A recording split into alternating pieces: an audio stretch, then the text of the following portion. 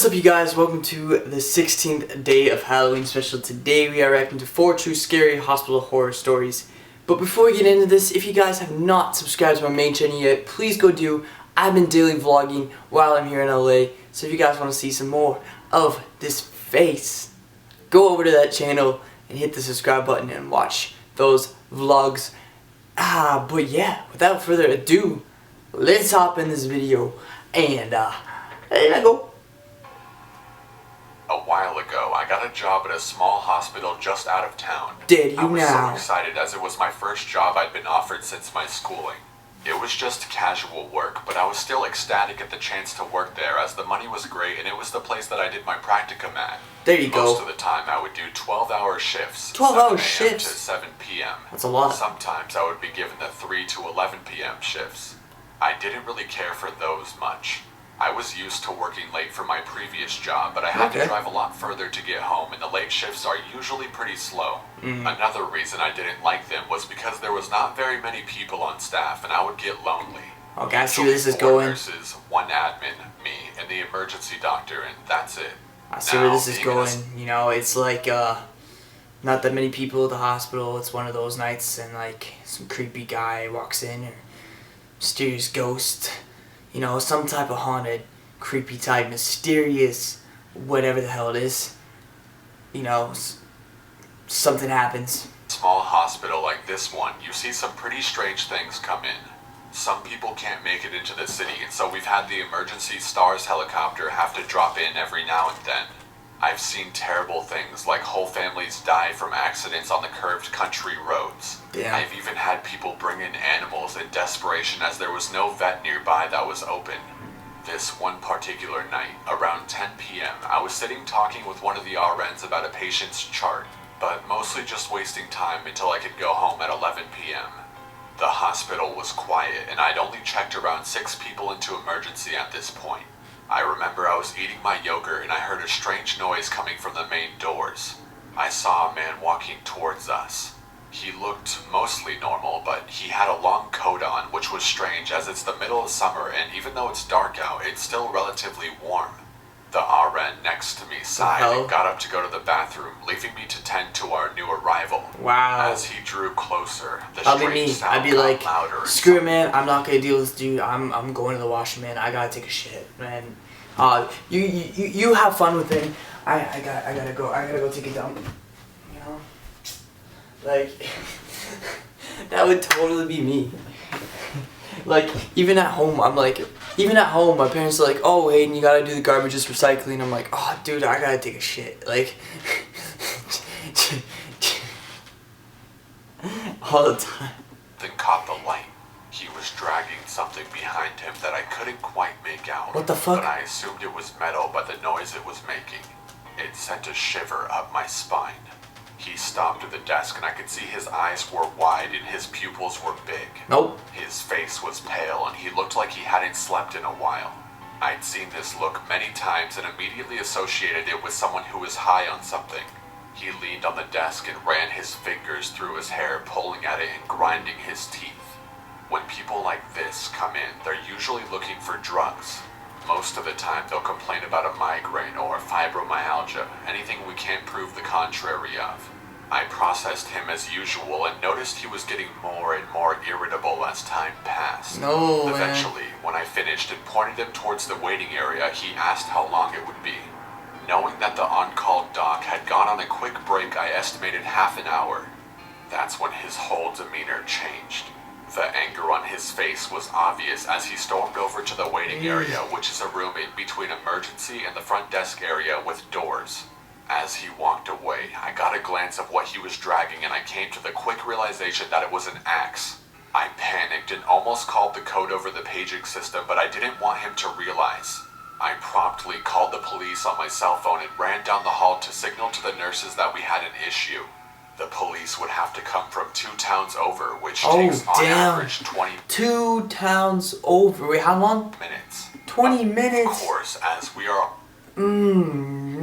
Yeah, that would suck, being in a hospital with not that many staff. And this strange, deranged guy comes in with an axe. Yeah. There's a lot that can happen in 20 minutes. A lot. All small girls, we didn't want to go near him. He was tall and muscular. Even all combined, we probably wouldn't stand a chance. I calmly walked back to the front desk and paged the doctor, asking him to call me. I waited and waited, but... Yo, so I don't know what the fuck happened. Apparently my camera like shut off or whatever, and it didn't film like the last part of like this story and the beginning of the next story. So I have to like quickly react to it again. Just found this out and I'm leaving really soon. So it's gonna go from the footage you just saw to this footage later at night to footage before again. So just so you guys know. Never got a response.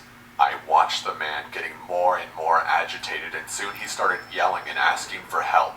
I hid from him, not wanting him to come back to me, and we devised a plan to lock him into the waiting area.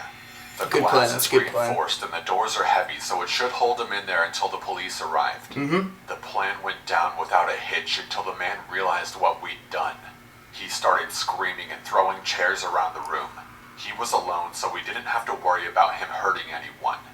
Then he started using his axe on the door and glass to the front desk area where we were all standing and watching. Damn it. I've never been so terrified in my life, and what made it even worse was the fact that he was making some headway on the door. It was at this time that the emergency doctor walks in the front door of the hospital sipping on a drink from the Max over the road. He saw us all huddled behind the desk and quickly took charge of the situation. After getting all the necessary information, he disappeared towards the back entrance of emergency, the way that ambulances bring the patients in. He then unlocked the door of the waiting room and tackled the man to the floor when he wasn't looking. He then proceeded to tie him up with cable ties. He sat on his back until the cops arrived. I was so thankful for having the young, physically fit doctor with us on that night.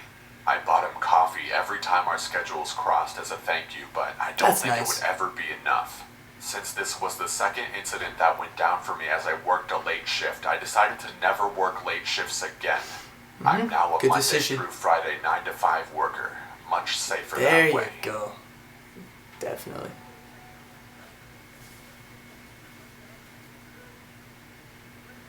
Are you good? Almost. I worked at a hospital doing transport for a couple of years. The transport home base was in the basement of the hospital where all the supplies are sorted and where all the laundry is done. I hated working late nights after this incident. On this particular night, I was the only one in the basement when I heard whistling at the end of the hallway by the elevator. I poked my head around the corner expecting to see only my coworker on duty that night. But there was absolutely no one there. I just shrugged it off as I'm not easily scared. Nights are generally slow, so I ate some snacks and hung out in the break room for a bit. Next thing I know, I hear a loud bang. I walked into the hallway and a bed is rolling down the hall, bumping into the sides. What the fuck? At this point, I think that my coworker is bullshitting me. I radio him and he says he's upstairs in the cafeteria. Well, I still don't believe him and think I'll catch him in the act. I walk past the laundry room and the machines start. I pop my head in there expecting to find him, but it's completely empty. Damn. Okay, starting to get a little nervous. I walk into the laundry room and the machines completely stop. I freeze, and then I run out and head towards the elevator, and that's when I hear the whistling again. At this point, I know I'm the only worker in the basement. As I'm standing there waiting for the elevator, things start falling off of the shelves down the hall. Boxes of gloves, tissues, packages of tubes. I'm literally standing there watching them fall off one by one at the opposite end of the hallway. I shit you not, my entire body broke out into goosebumps. Mine would too. My hair stood on end and I had this strong gut feeling I was being watched. I was not alone. As I'm getting into the elevator, I feel what feels like someone brushing my arm. I went upstairs and found my coworker in the cafeteria and was freaking out to him. I got the fuck out of there and transferred soon after that.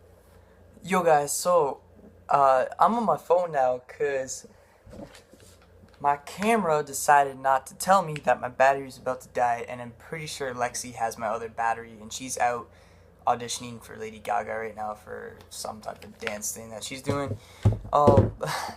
So I'm, I guess, filming the rest of this video on my phone. I hope it's not too big of a file, but yeah, you guys are seeing me on my phone now. What's up, guys? How's it going?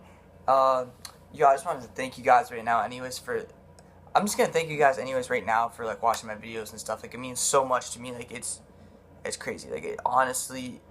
Okay, wow, fluff. Okay. It honestly means just so much to me for that you guys are watching my videos. Like, that you guys, like, it's crazy. I can't even explain the feeling. It's just crazy. Like, anyways, we're gonna hop back in this video and let's go. Out of there and transferred soon after that. The creepy thing to add to it is that I usually whistle mindlessly to myself at work. It was almost as if the spirit was mimicking me. Creepiest feeling ever. That's fucking creepy, guys. That's really creepy shit. That's it? Oh, okay. I want to hear more about it. Like, what else happened? Around this time last year, I was at the hospital.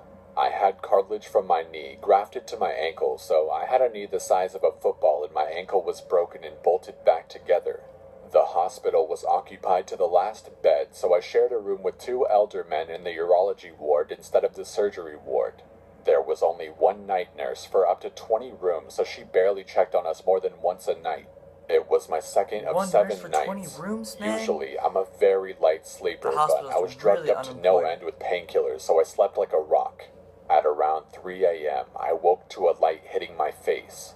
I thought it was the night nurse coming to empty the catheter bag off of one of the other men, as it is the urology ward after all. I turned my head to look over, but there's no one in our room. I'm still half asleep, dizzy, and can't quite focus, but I can see a shadow on the wall coming from the room's doorway. I turn my head again, and there's someone standing in the doorway. What? It takes me another minute to focus, but then there he is. An old man who is skinny as fuck and slightly rocking back and forth. Skinny as fuck. He notices me, stares at me, does the old finger on the lips, shh, as he takes a step back and slowly closes the door. Part of me thought my mind was playing tricks on me, and thanks to the medication, I was soon back to sleep. Fast forward to the next morning. The nurse comes in, and I ask her if there was someone lost last night. She tells me there was this old guy straight out of surgery that had a paradox reaction to a drug.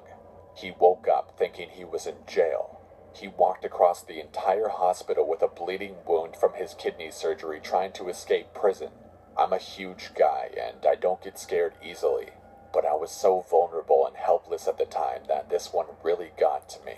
That would scare the fuck out of me. That would. And having the other people in the room, like, not, like, wake up or nothing to witness that. I was pulling a guard shift in the CHS on FOB Spiker on night in Iraq. This one's gonna There be scary hadn't as been fuck. any action for the whole previous week, so the staff was all racked out. I was walking the halls and everything was supposed to be off or on standby. I walked past one room that they used for locals who were victims of trauma. The lights were on, so I toggled the switch down to turn them off. I started walking down the hall again and I saw the lights come back on out of the corner of my eye. This is when I went into alert mode. My safety was off and I was at low ready. I cleared the corner and I looked into the room. I'm tired. Nothing. I put the switch back in the down position again and went to call it up on the ICOM.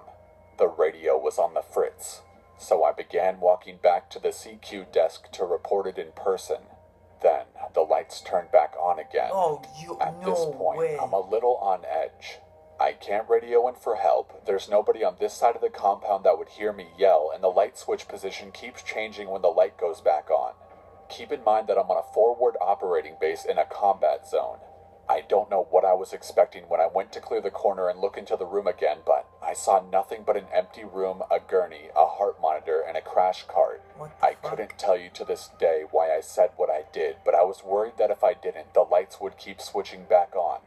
I said, "If you're scared of the dark, I'll leave the light on for you." I finished my shift and left the light on.